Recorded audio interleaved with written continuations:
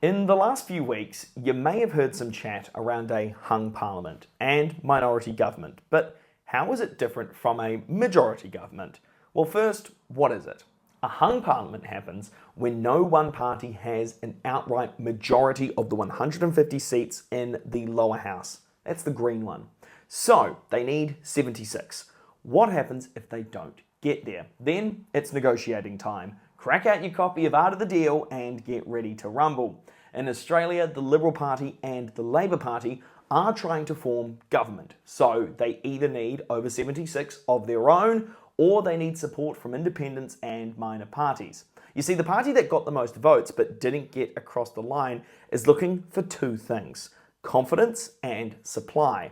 This can be kind of complicated, but it essentially boils down to support for the government to stay in power and to spend money. An important note though, it doesn't mean that the minor party or the independent has to support every bill proposed by the major party. So then, how do the major parties get the people they need on side? Again, it comes down to deals. The last time Australia had a minority government was in 2010 with Julia Gillard's government. Following the election, neither Gillard or Tony Abbott had a 76-seat majority, and it came down to the decision of 3 independent MPs, most recognisably Bob Katter from North Queensland, as well as Tony Windsor and Rob Oakeshott from regional New South Wales. Katter went with Abbott, but Windsor and Oakeshott went with Gillard. So, what was the deal that was made? Well, Windsor and Oakeshott were swayed by a $10 billion regional fund for infrastructure, health and education. Oakeshott was offered an official position in the government, which is called a ministry, and it can be kind of seen like a promotion, but he actually turned it down.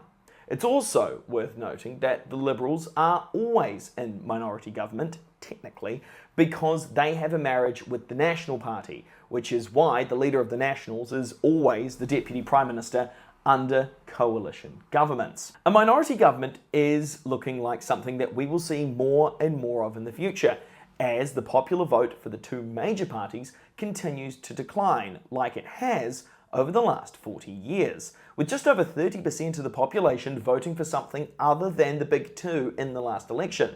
The primary vote for the majors has been falling for a while. So, what could happen this time around?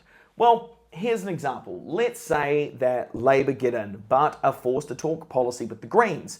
That could mean that the Greens will push to make policy around getting dental into Medicare in exchange for their support. And the Senate has operated in a minority for the last 3 years. Labor has needed support from the Greens or the independents to get bills passed.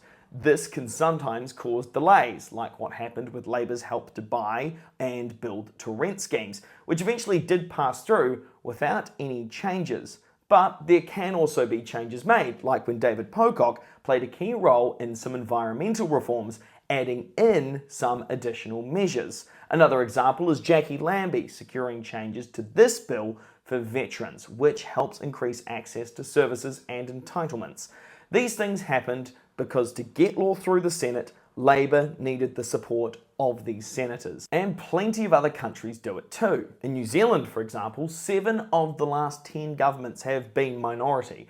Politics professor Richard Shaw from Massey University in New Zealand told the SBS it doesn't cause issues and stuff just continues to happen. So the key difference really is that more agendas are brought to the table and more discussions are had. So the major party duopoly might be changing for good, as people consider their vote beyond the standard Labor and Liberal buckets, and think more broadly about policy and legislation. For a country that has been sticking with the majors for decades, the conversations around minority government could represent a significant change in how politics is thought about in Australia.